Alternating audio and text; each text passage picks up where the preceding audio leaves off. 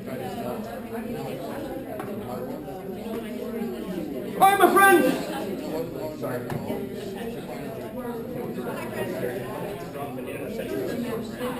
Check it out.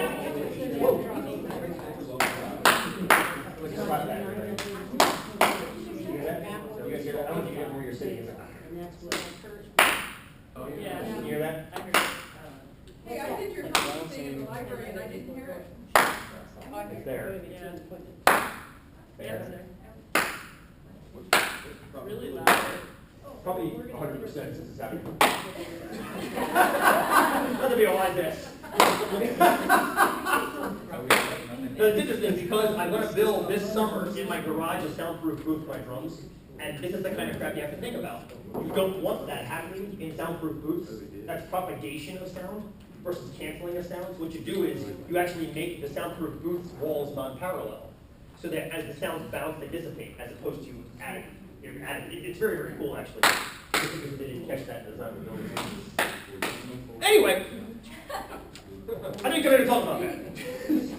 Check out, look at the percentages we now have up there, friends. What do you notice about those percentages in over here?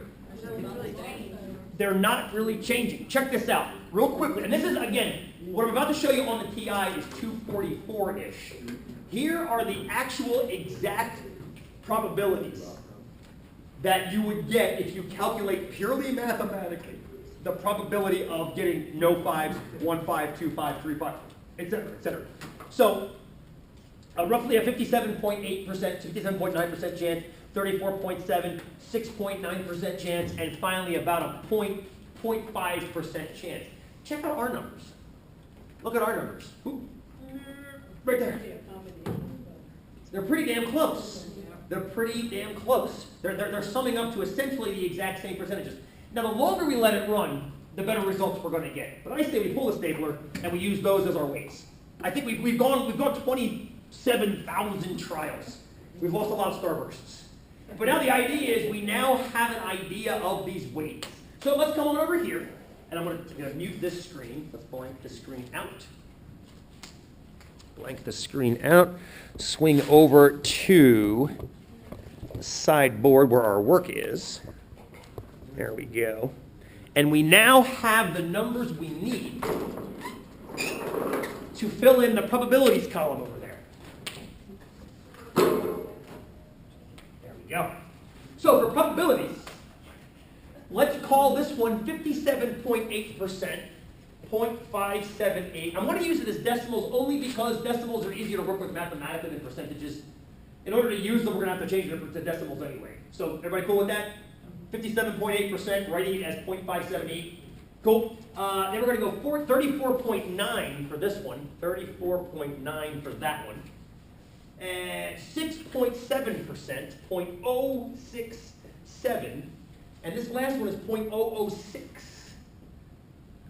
So we now have a measure of Cheryl's outlier, and you use the term statistically correctly, actually.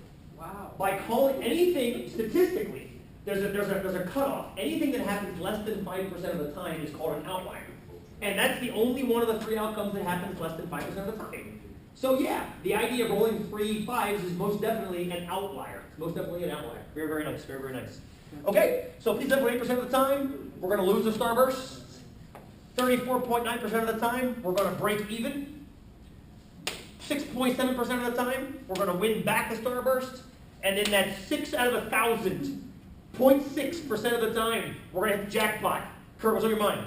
Well, I mean, it's obvious, of course, but you don't win a tremendous amount of the time. Correct. But When you consider is it breaking even? But here's the not deal. a win? What you've just struck upon, my friend, is the genius of Vegas. You ever seen I think I might have told you this cartoon. I saw a cartoon years ago. Anybody been to Vegas? Been to Vegas? You know when you drive in that one street, welcome to beautiful Las Vegas, crazy 80s looking sign with the arrows? There's a great spoof of that. Welcome to beautiful Las Vegas. Hang on a second. Hang on. Let me shut this down for a second.